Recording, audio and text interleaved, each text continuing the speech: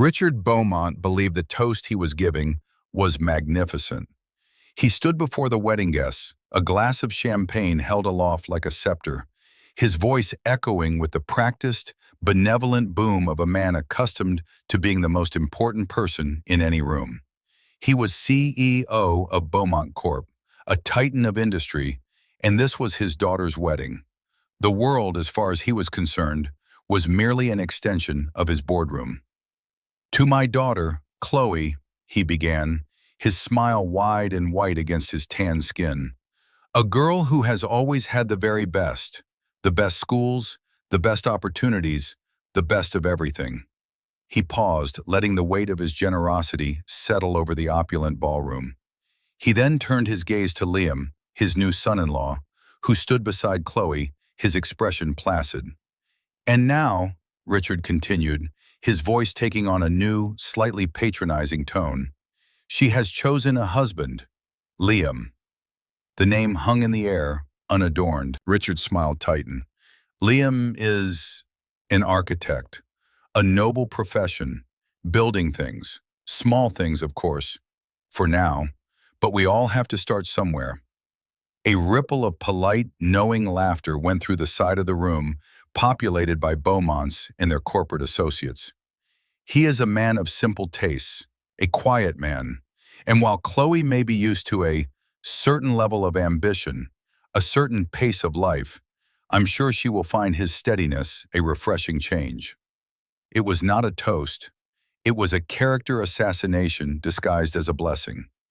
Every word was a carefully polished stone thrown to highlight the chasm of status between their family and the man their daughter had inexplicably chosen.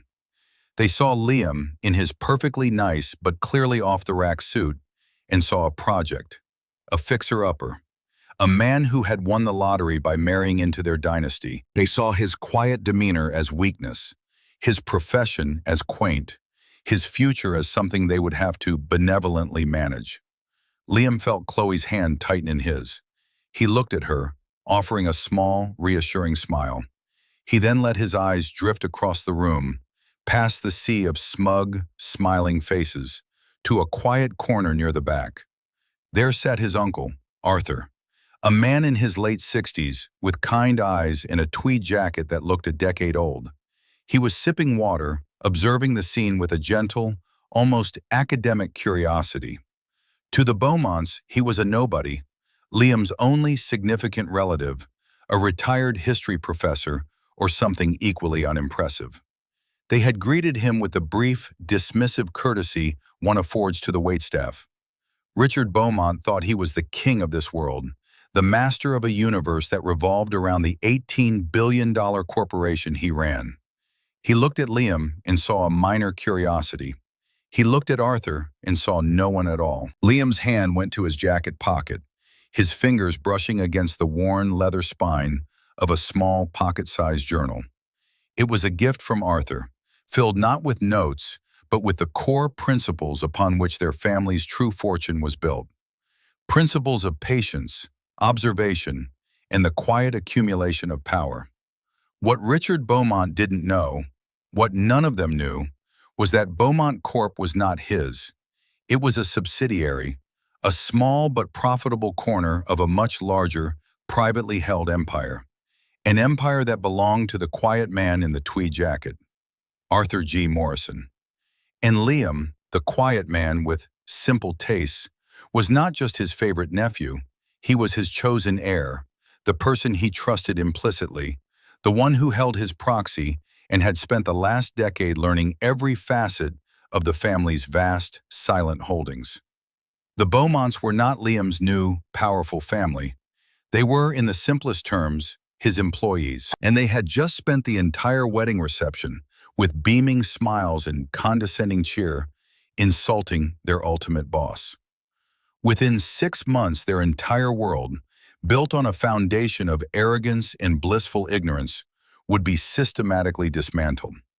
If you've ever felt underestimated, if you've ever had to smile through an insult while knowing a truth that no one else could see, then you understand the quiet fire that was burning in Liam's chest. It wasn't anger, not yet.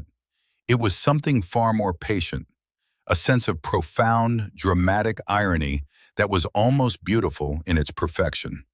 Let us know in the comments where you're watching from. We love to see how far our stories travel. Stay with us, because the fallout from this spectacular misjudgment is a story of justice so satisfying, you'll feel it in your bones. The humiliation did not end with the toast. It was woven into the very fabric of the evening, a constant, glittering thread of condescension. The next act in the drama was the opening of the gifts.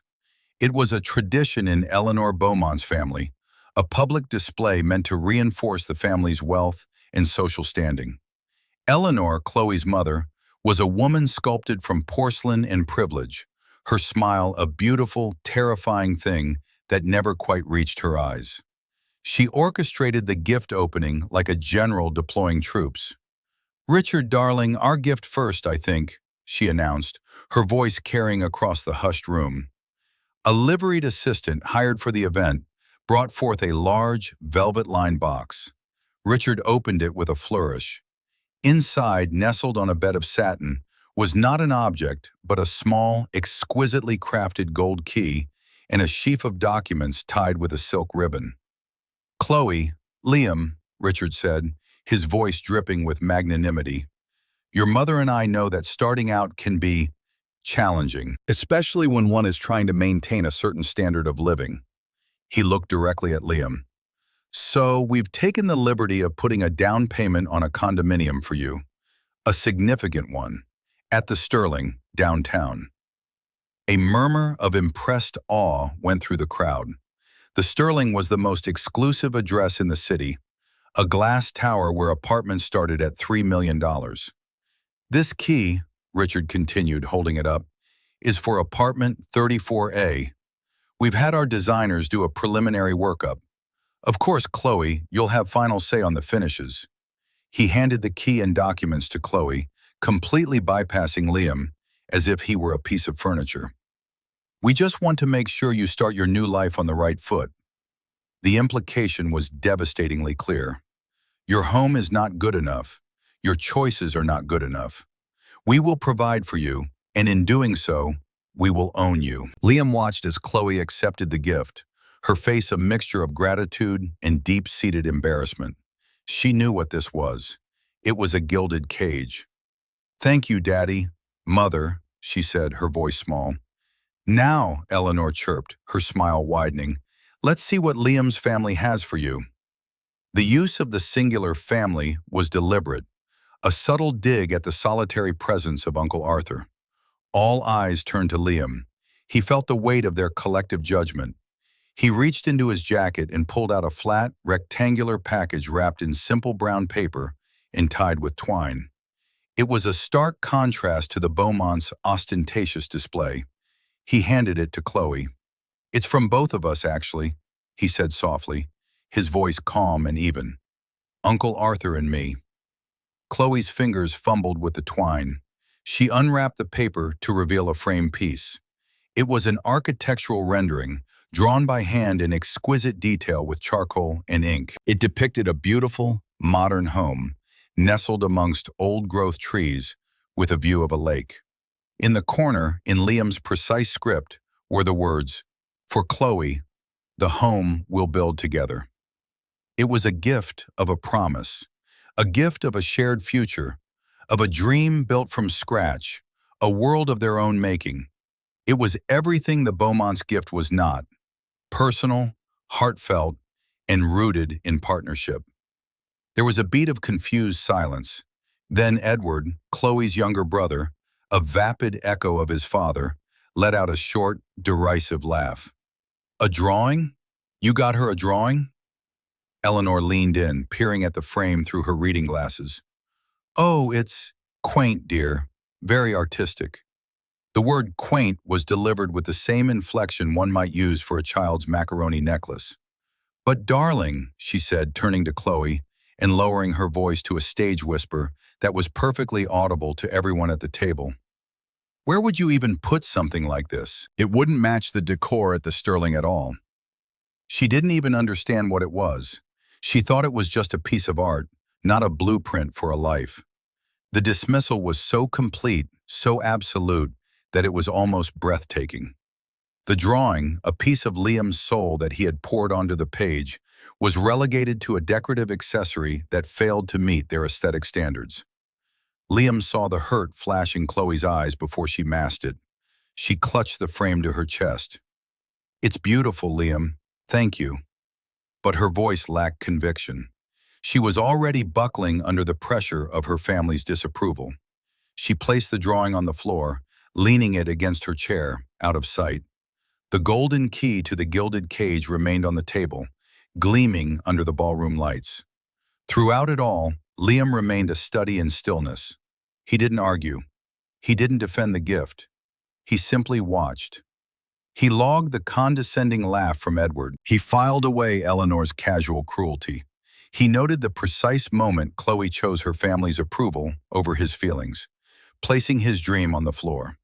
He felt a deep, cold ache in his chest, a feeling of profound loneliness even as he sat beside his new wife.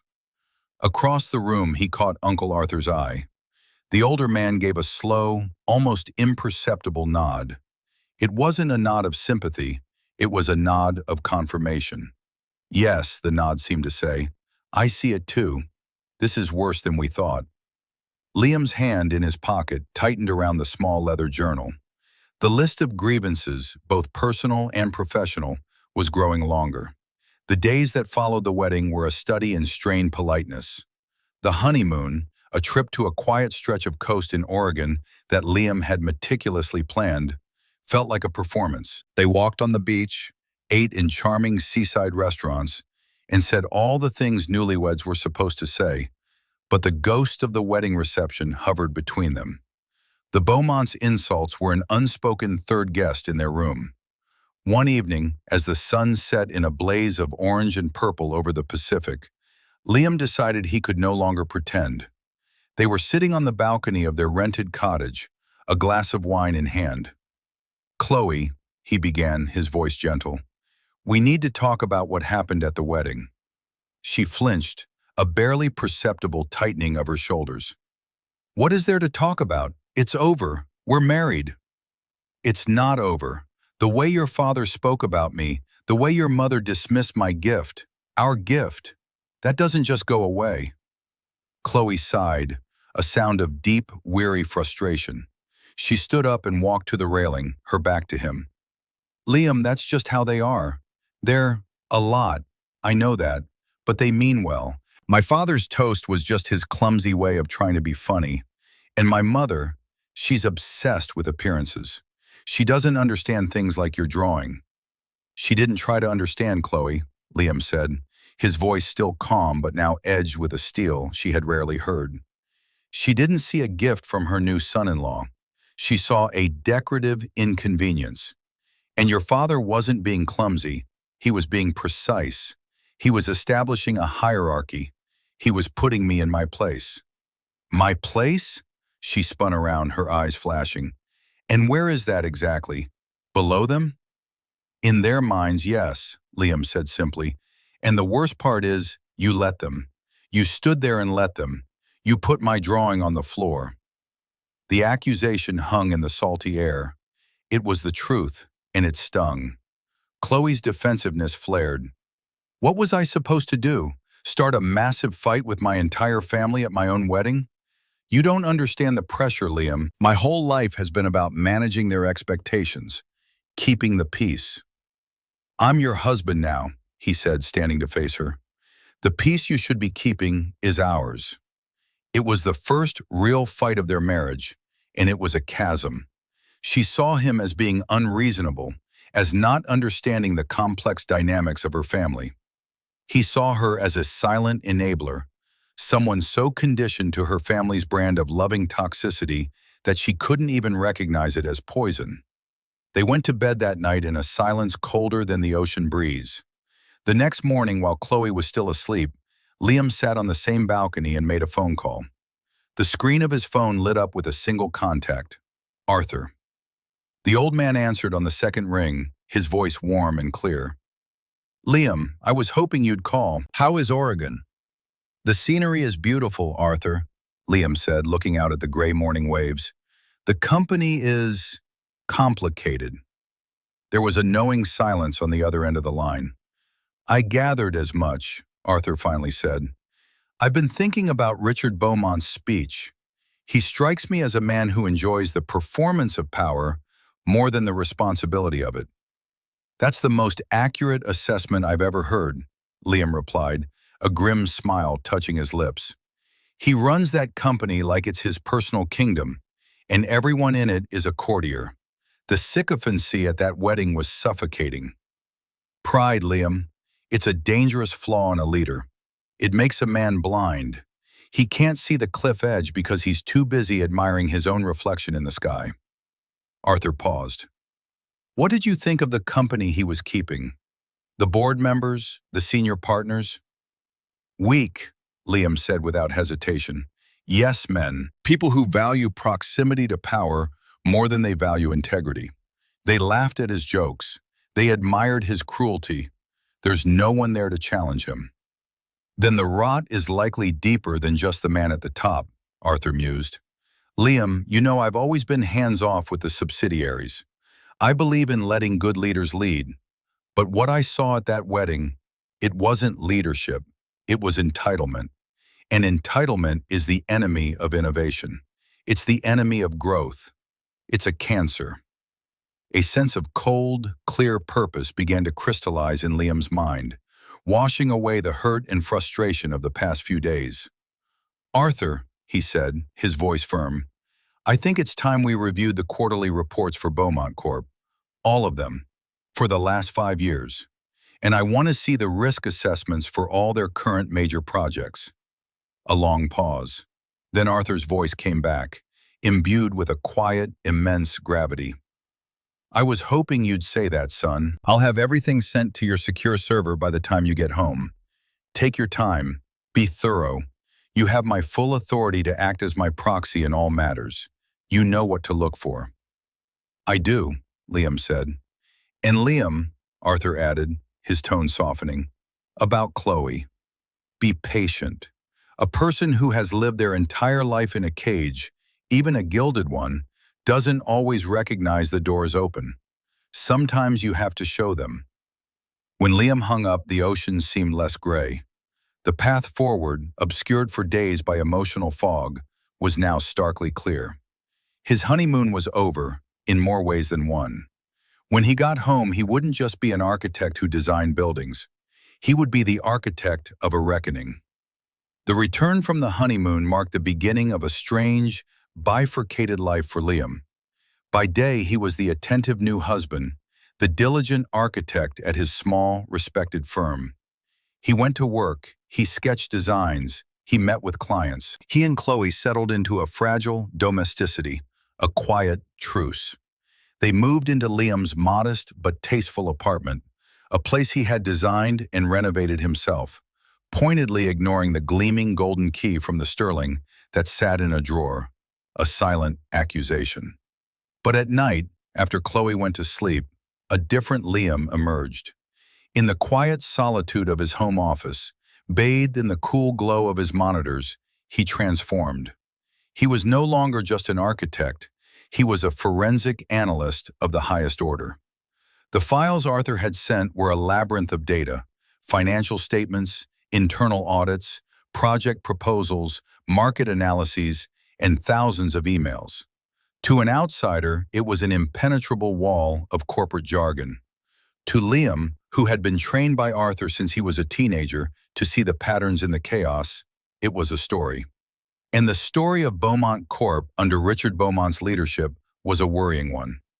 On the surface, things looked good. Profits were up, the stock price of its publicly traded shell was stable, and Richard was a darling of the business press, lauded for his aggressive expansion strategies.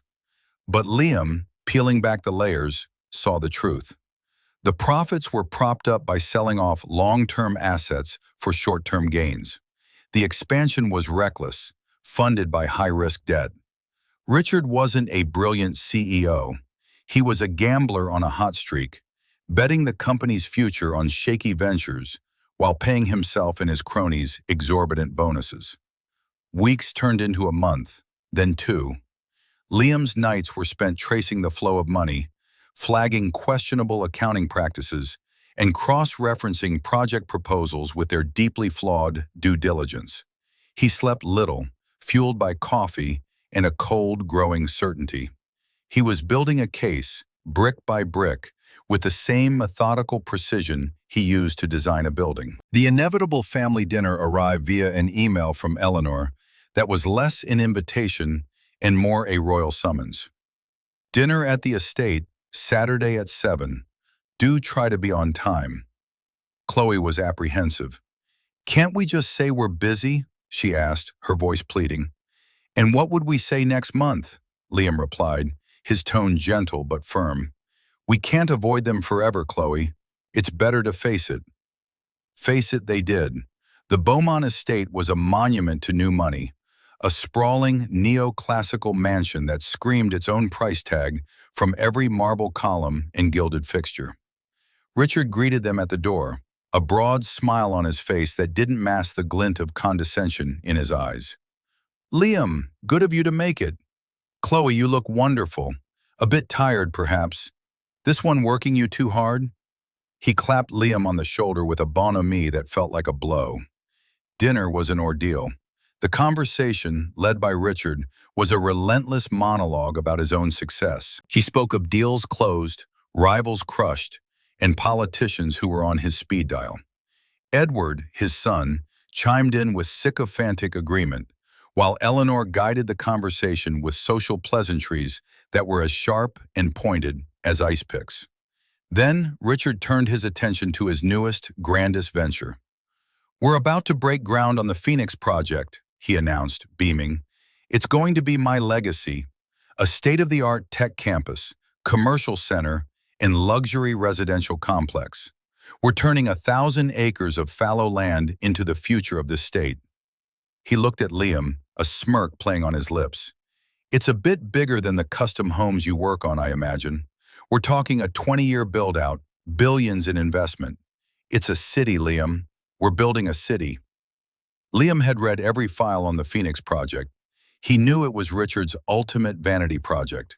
He knew the land had been purchased hastily, without proper geological surveys. He knew the environmental impact reports were rushed and incomplete.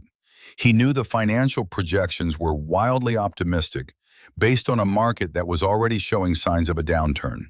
The Phoenix project wasn't a city, it was a black hole, poised to swallow the company whole. Liam took a slow sip of water. He set the glass down with a quiet click. That sounds ambitious, he said, his voice neutral. I was just reading an article about that region. There's a history of seismic instability and soil liquefaction, isn't there? Especially near the old riverbed. I imagine the foundation work for a project of that scale would be incredibly complex and costly. The table went silent. Richard stared at him, his smile frozen. Edward looked confused. Eleanor's nostrils flared slightly. It was as if a talking dog had just offered an opinion on particle physics. Richard let out a short, sharp laugh, but it was brittle. Reading articles now, are we? Leave the geology to the geologists, Liam, and leave the business to the businessmen. We've got the best people in the world on this. It's all been taken care of. Edward snickered. Yeah, Liam, don't worry your pretty little architect's head about it. The adults have it covered. The insult was overt, the dismissal absolute. But for Liam, it was a moment of pure, unadulterated confirmation. They hadn't done the work. They were so blinded by their own arrogance, so confident in their own brilliance, that they hadn't even considered the most basic risks.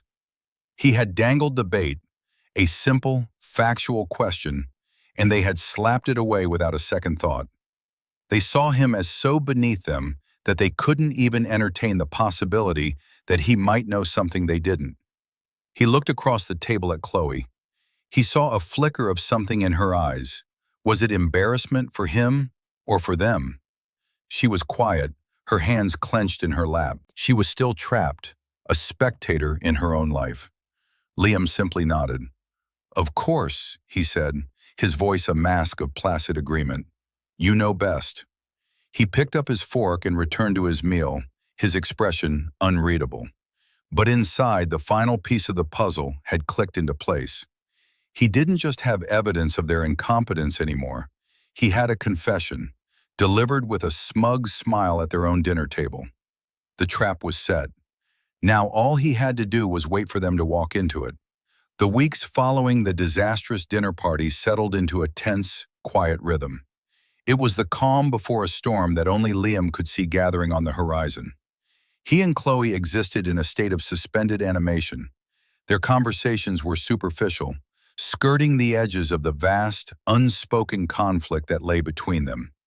She was trying to pretend everything was normal, that her family's behavior was just a quirk to be managed. Liam, meanwhile, was preparing for a war she didn't even know was coming.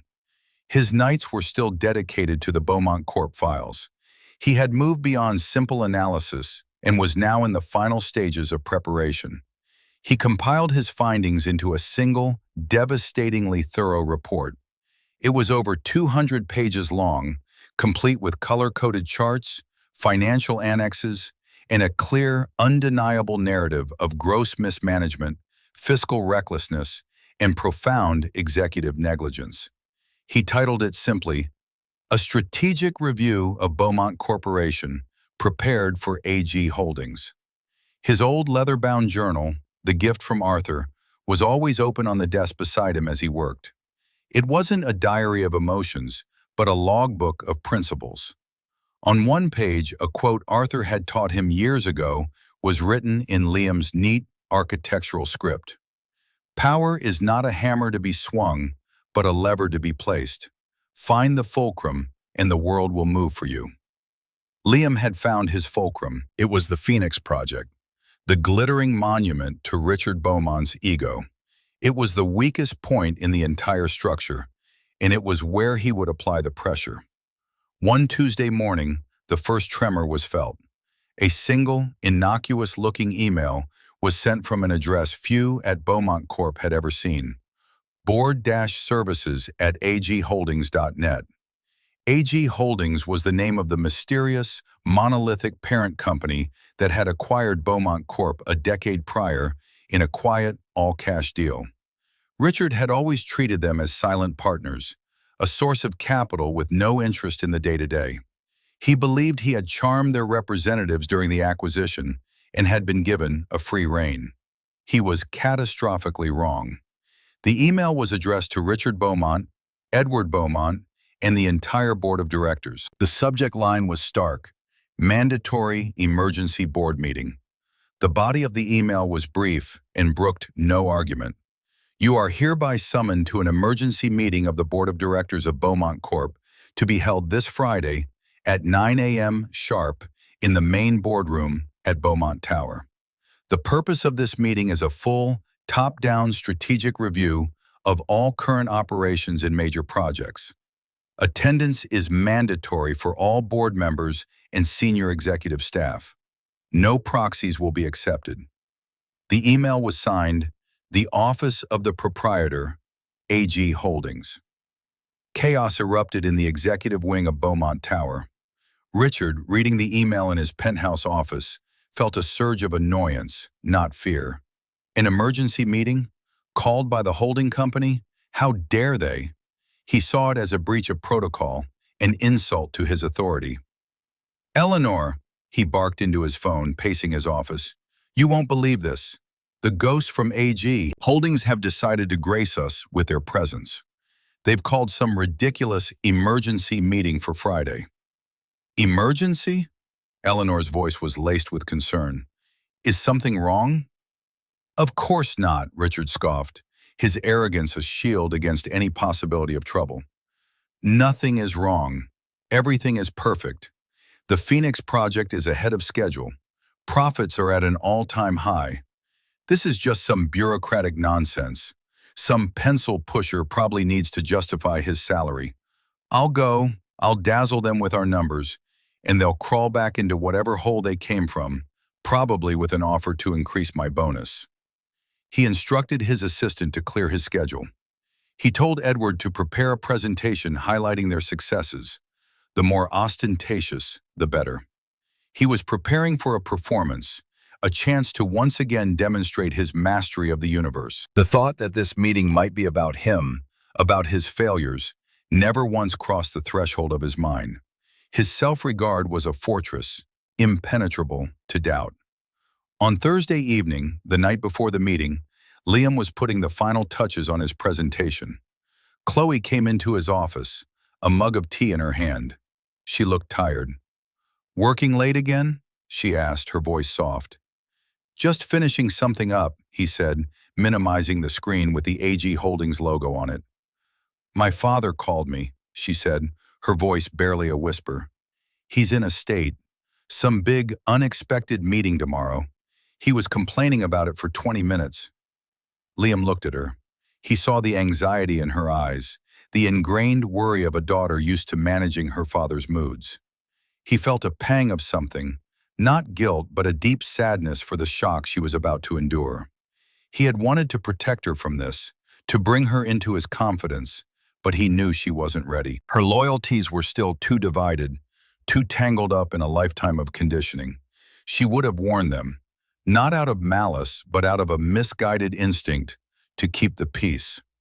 "I'm sure it's nothing," Liam said, the lie feeling heavy in his mouth. "He said he's going to ask for a bigger bonus," she said, a small, wry smile touching her lips for the first time. "He thinks they're calling the meeting to praise him." Liam just nodded, his expression unreadable. "He's always been confident." Chloe left the tea on his desk and went to bed. Liam turned back to his screen. He opened the file for the final time, the 200 pages of evidence, of cold, hard facts. He thought of Richard's supreme, unassailable confidence. He thought of the Phoenix Project, a disaster waiting to happen. He thought of the casual, smiling cruelty at his wedding, the quiet before the storm was over. Dawn was coming, and with it, the reckoning. Friday morning broke, crisp and clear. The boardroom on the 50th floor of Beaumont Tower was a cathedral of corporate power. A single massive table of polished obsidian dominated the room, surrounded by 24 black leather chairs. The floor-to-ceiling windows offered a panoramic view of the city, a kingdom that Richard Beaumont believed he ruled.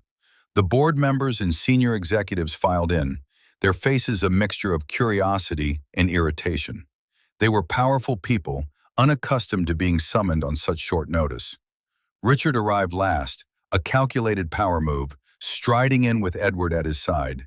He was dressed in a bespoke suit, his silver hair perfectly coiffed, a confident smile plastered on his face. He took his customary seat at the head of the table, the seat that commanded the room. "Good morning, everyone," he said, his voice booming. "Let's get this little formality over with, shall we? I have a tea time at noon." The sycophants at the table chuckled appreciatively. At precisely 9 a.m., the double doors to the boardroom swung open. But it wasn't a representative from the holding company who walked in. It was Liam and Chloe. A stunned silence fell over the room. Every head turned. Richard's smile vanished, replaced by a look of utter disbelief and mounting fury. "What is the meaning of this?" he demanded, his voice dangerously low. "This is a private board meeting. Chloe, what are you doing here? And why did you bring him?"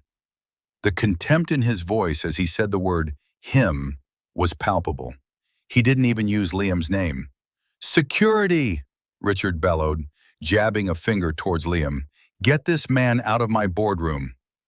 Two burly security guards stationed outside the door stepped forward.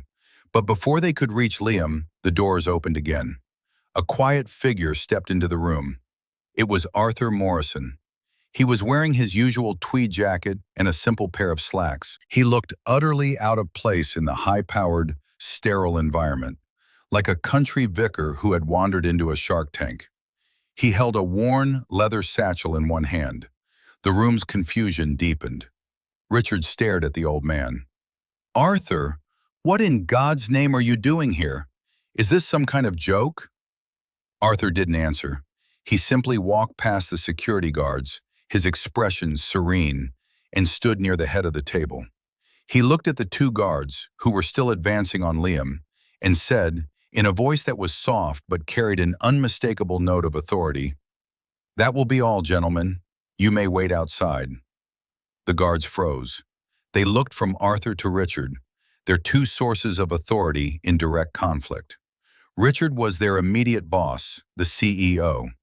But there was something in the old man's eyes, a lifetime of command, that made them hesitate.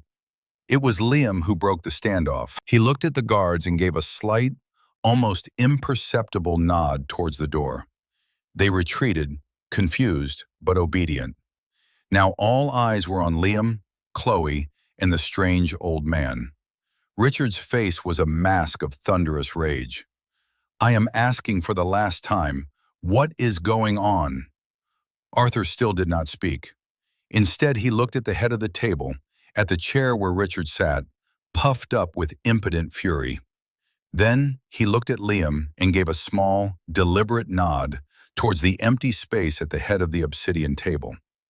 In the dead silence of the room, Liam began to walk. He moved with a calm, unhurried grace, his footsteps echoing softly on the polished floor. He walked past the stunned faces of the board members, past a sputtering Edward, and directly towards Richard. He stopped right in front of his father-in-law. Richard stared up at him, his eyes blazing with hatred.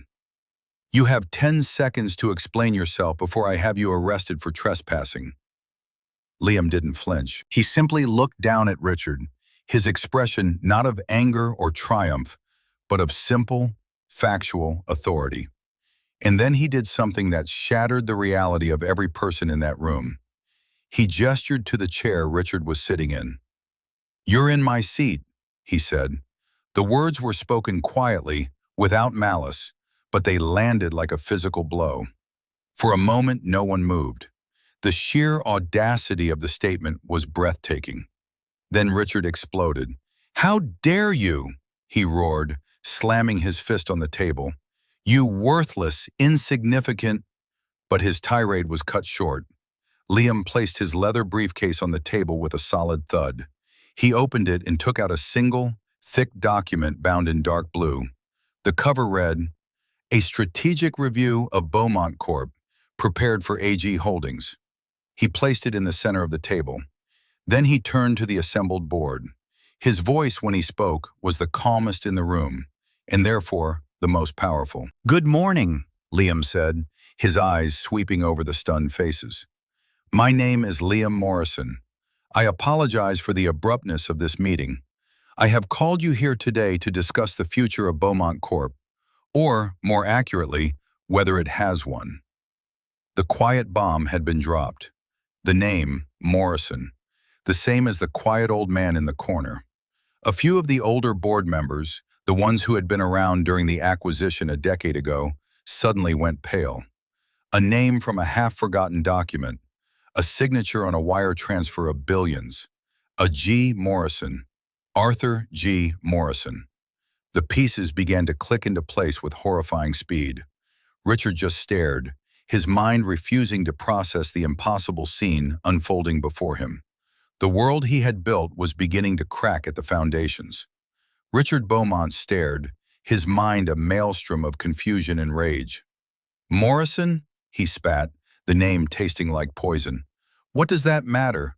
Who in the hell do you think you are, waltzing in here and—" "He is the lead auditor and strategic advisor for AG Holdings," Arthur said, his voice cutting through Richard's tirade like a blade. It was the first time he had spoken to the group, and the sound of his calm, authoritative voice instantly commanded the room's full attention. All eyes swiveled to the old man in the tweed jacket. "And I," Arthur continued, taking a step forward, "am Arthur G. Morrison, the sole proprietor of AG Holdings, which means, for the sake of clarity, that I own this company.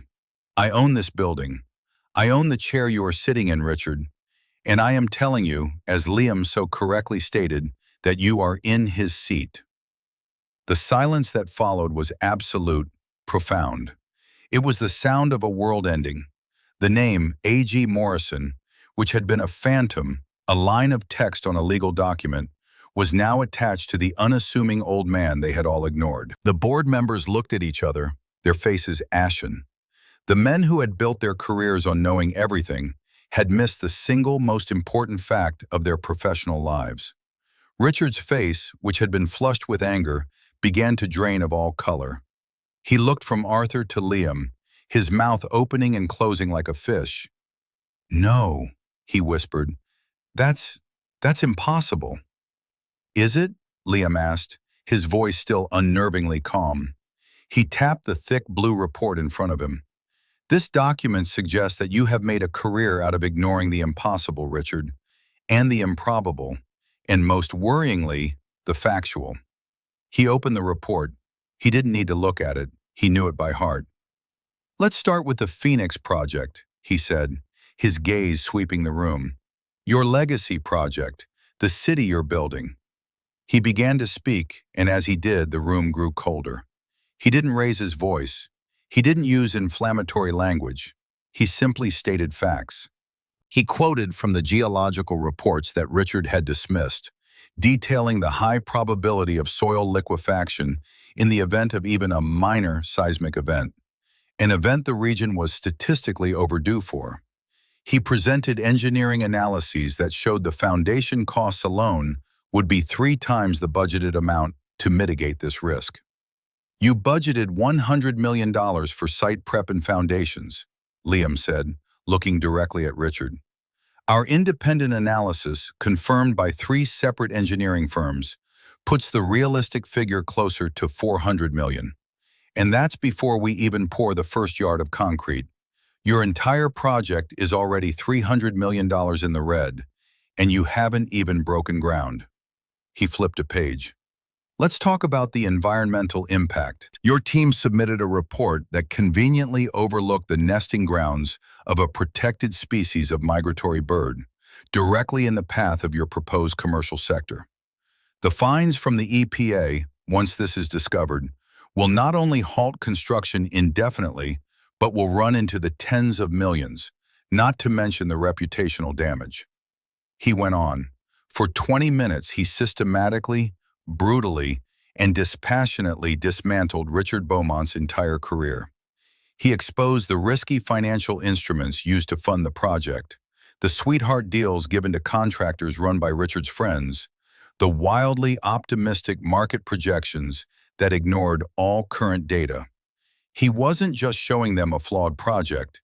He was revealing a corporate culture so riddled with arrogance and incompetence that it was a miracle the company was still standing.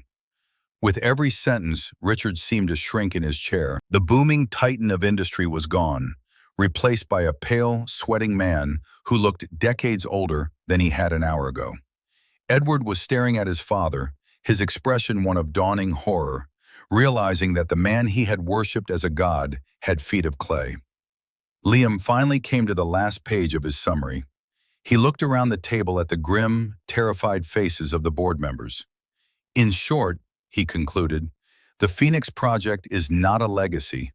It is a monument to one man's ego, built on a foundation of bad data, reckless finance, and willful ignorance. It is a corporate sinkhole that, if allowed to proceed, will bankrupt this company within 5 years." He closed the report. The silence was deafening. Then he looked at Chloe. She was standing by the wall, her hand over her mouth, her eyes wide with a torrent of conflicting emotions: shock, shame, and a dawning, terrifying understanding. She was finally seeing her husband for who he was. Not the quiet, simple architect, but this man, this brilliant, powerful, and utterly relentless force of nature. And she was seeing her father for who he was, a fraud. Richard, finally finding his voice, croaked out a single word: "Why?" Liam's gaze snapped back to him. For the first time, a flicker of something personal, something beyond the cold facts, entered his eyes. "Why?" Liam repeated, his voice dropping to a low, intense register. "You want to know why?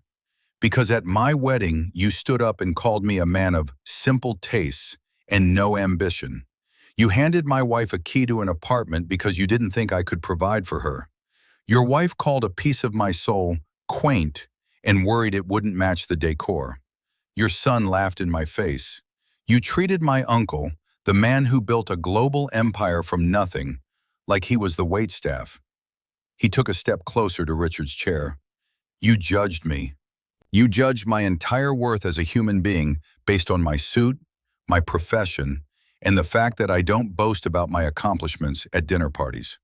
You were so blinded by your own perceived status that you never once stopped to ask a single question. You never once showed a shred of genuine curiosity or respect. He leaned in, his voice a whisper that carried more weight than all of Richard's roars. This isn't revenge, Richard. This is a consequence. This is what happens when men like you, who have everything, treat people you see as having nothing with contempt. You weren't just insulting a man at a wedding, you were insulting your owner, and you were too arrogant to even know it. The immediate aftermath of Liam's revelation was a scene of quiet, panicked chaos. As Liam stood back from the head of the table, the spell of Richard's authority, which had held for decades, shattered completely. The board members, who minutes ago were his loyal lieutenants, now looked at him with a mixture of fear and contempt. He was no longer their leader. He was a liability.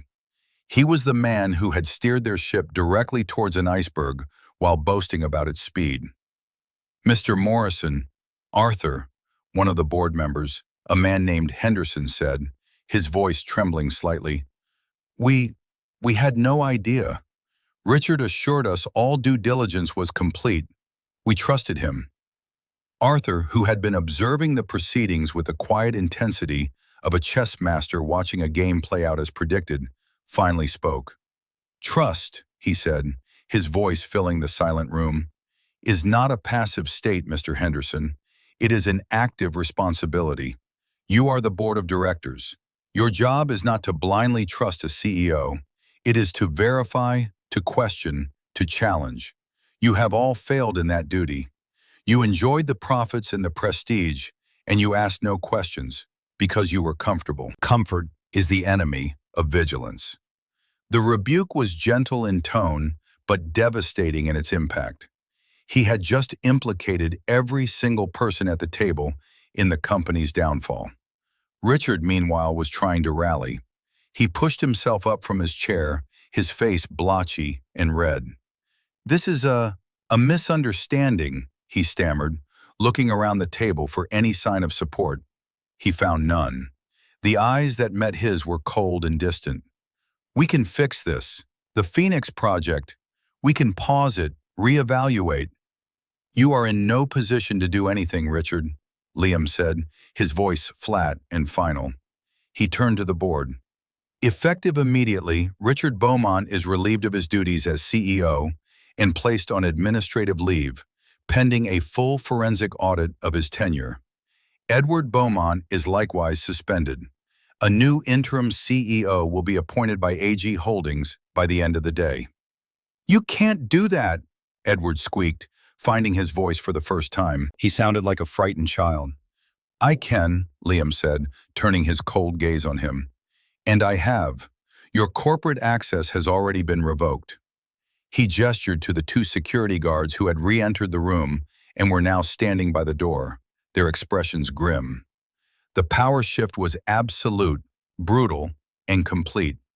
The Beaumonts, who had walked into this room as kings, were now prisoners, stripped of their power in a matter of minutes. The meeting was adjourned. The board members filed out, avoiding eye contact with the Beaumonts, their minds already racing with how to salvage their own careers. Finally, only Liam, Chloe, Arthur, and the three disgraced Beaumonts remained. Eleanor, who had been waiting in the executive lounge, burst into the room, her face a mask of anxious confusion. Richard, what's taking so long? What's happening? She saw her husband's ashen face, her son's terrified expression, and the cold, commanding presence of Liam at the head of the table, and she knew this was the moment of reversal. The pleading began. Liam, Richard said, his voice now a pathetic wheeze. He took a step towards him, his hands outstretched. Son, please, we can talk about this. This is my life's work. You can't just take it away. The word son was a desperate, calculated ploy, and it was pathetic. Liam's expression didn't soften. You had your chance to talk. At the wedding, at dinner, you chose to lecture and insult instead. Eleanor rushed to Chloe's side, grabbing her arm. Her perfectly manicured nails dug into Chloe's skin. Chloe, darling, talk to him. He's your husband. You have to make him see reason. We're family. This was it, the moment of truth for Chloe. For her entire life, she had been the peacekeeper, the mediator, the one who smoothed over her family's rough edges. Her first instinct was to do it again, to rush to Liam's side and beg him to be merciful, to fix the mess her family had made. But then she looked at her mother's face, contorted not with remorse, but with panicked self-interest. She looked at her father, a broken man pleading for a kingdom he had stolen and mismanaged. She looked at her brother, cowering like a child. They weren't asking for forgiveness. They were demanding she use her connection to Liam to get them out of trouble. They were still using her. And then she looked at Liam. He was standing tall, his face grim but resolute. He hadn't done this out of spite. He had done it out of principle. He was cleaning up a mess that had been years in the making. He was protecting the jobs of the thousands of employees whose livelihoods her father had gambled with. He was the only adult in the room. The choice became clear. It was a painful, searing clarity, like staring into the sun. Chloe gently, but firmly, removed her mother's hand from her arm. She took a step away from her family, a physical act that represented a seismic shift in her own personal geography. She walked across the polished floor, the space between her family and her husband, and stood beside Liam. She didn't touch him. She didn't speak for him. She simply stood with him, a silent declaration of allegiance. "Mother," Chloe said, her voice shaking but clear, "this has nothing to do with me. This is not about family. This is about what is right. And for years, you have all been wrong. You were cruel to him. You were cruel to me by putting me in the middle. You were blind and you were arrogant. And what Liam said is true. This isn't a punishment. It's a consequence." Eleanor stared at her daughter as if she were a stranger. "But we're your family." "And he," Chloe said, finally turning to look at Liam, her eyes full of a new, fierce pride, "is my husband." She reached out and took his hand, not as a plea, but as a promise. Their fingers intertwined, a silent confirmation that they were now, truly, a unified front. The silent enabler was no more. In the ruins of her family's empire, Chloe had finally chosen her side. The months that followed the boardroom confrontation were a period of methodical, and for the Beaumonts, painful, reconstruction. Liam, with Arthur's full backing, did not act with the vengeful fury the Beaumonts might have expected. Instead, he operated with the cool, detached precision of a surgeon removing a cancer. There was no public shaming, no vindictive press releases. The fall of the House of Beaumont was handled with a quiet, corporate efficiency that was, in its own way, more devastating than any public spectacle. Richard and Edward were formally terminated from the company following the results of the forensic audit, which uncovered not just negligence, but a pattern of unethical, borderline illegal cronyism and financial manipulation. They were given a severance package that was exactly what their contract stipulated, and not a penny more. The message was clear. This was business, not a family squabble. The consequences rippled through their lives. Without the massive salaries and bonuses from Beaumont Corp., their extravagant lifestyle was unsustainable. The first to go was the fleet of luxury cars. Then the country club memberships were canceled. Finally, the inevitable "for sale" sign went up on the manicured lawn of the sprawling neoclassical mansion. It was a slow, public dismantling of the image they had spent a lifetime cultivating. Their friends, the same people who had laughed at Richard's jokes and admired his ruthlessness, suddenly stopped returning their calls. Their social currency, tied entirely to their status and wealth, was now worthless. Richard did not handle the fall well.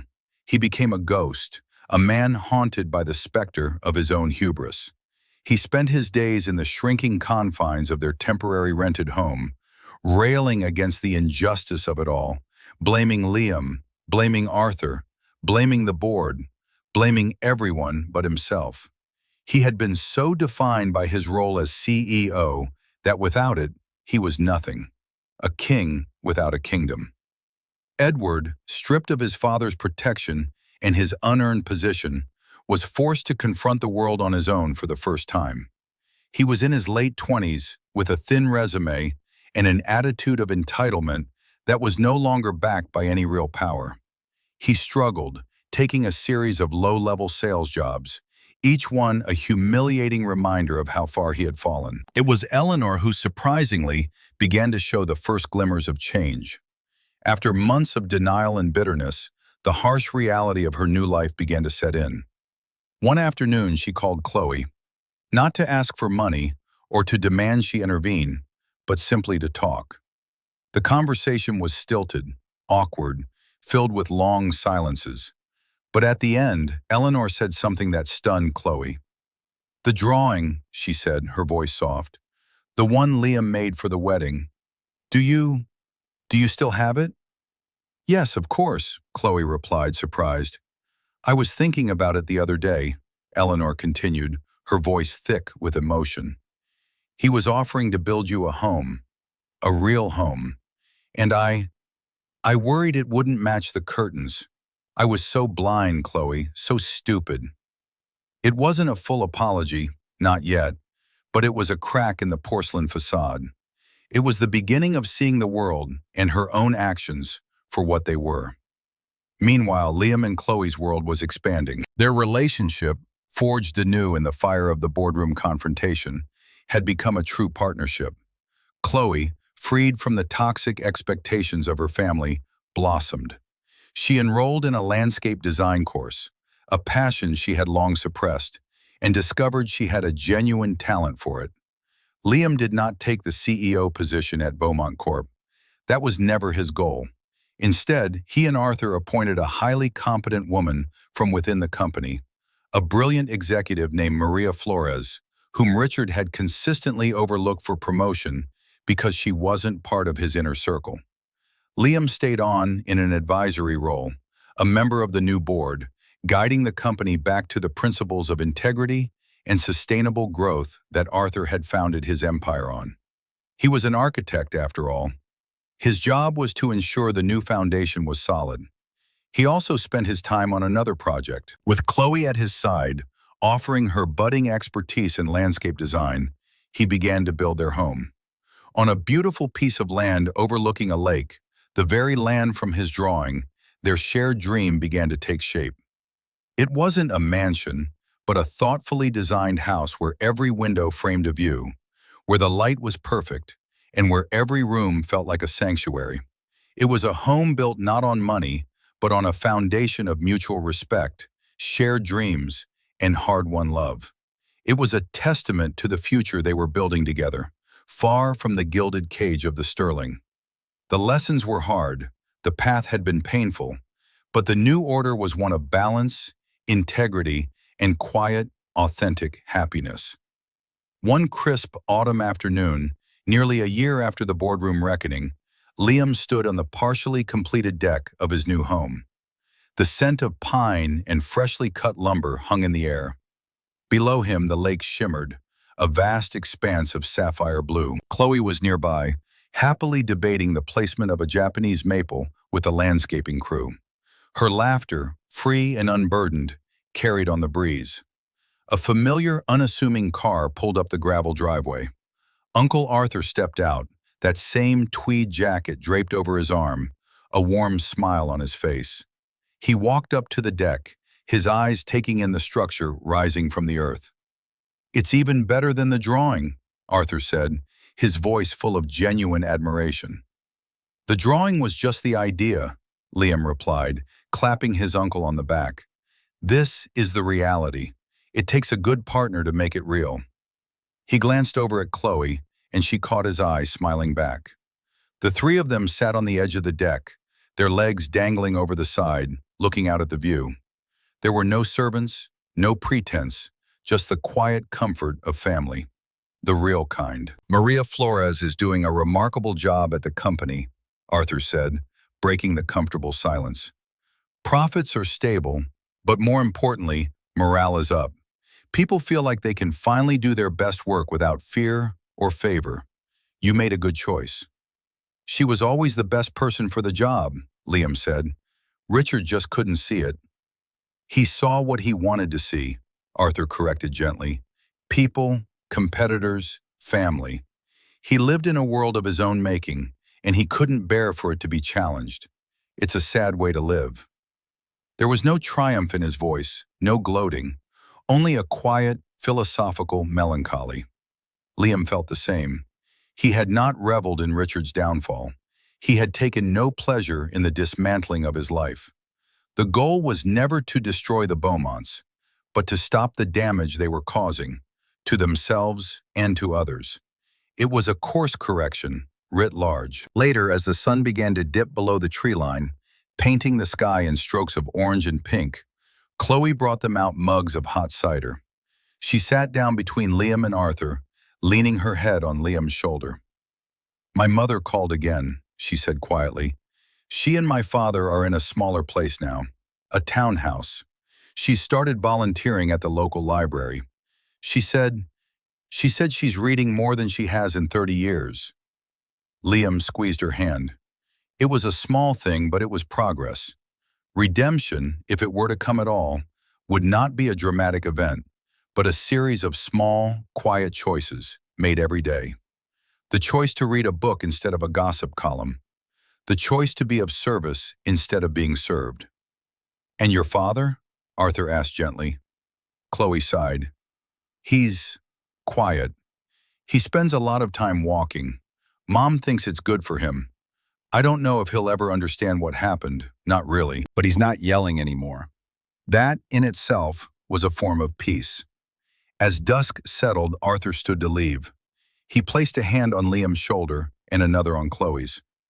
"You two have built something beautiful here," he said, his gaze encompassing not just the house, but the life they had forged. "Remember what makes a foundation strong: honesty, respect, and the courage to see things as they are, not just as you wish them to be." He got in his car and drove away, leaving them in the quiet twilight. Liam wrapped his arm around Chloe, pulling her close. He looked at the frame of their home, a structure of wood and glass and steel, but he saw the invisible architecture that held it all together, the trust they had built, the respect they had earned from each other, the shared future that stretched out before them, as clear and as beautiful as the lake at their feet. He hadn't just won a battle. He had defined the terms of his own victory. It wasn't about wealth or power, but about integrity. And in that, he was the richest man he knew. True worth is not measured in stock prices or the size of a house, but in the strength of one's character. It's a lesson the Beaumonts learned in the harshest way possible, while Liam and Chloe demonstrated it in the quietest way. It reminds us that the most powerful people are often not the loudest, but those who listen, who observe, and who act with purpose and integrity when the time is right. What do you think? Was Liam's response a perfect act of justice, or could he have handled it differently? We'd love to read your thoughts in the comments below. If you enjoyed this story of quiet strength and satisfying karma, please give it a like and subscribe for more stories that will make you think and feel. Thank you for being a part of our community, and until next time, remember to look beyond the surface. You never know who you're really talking to.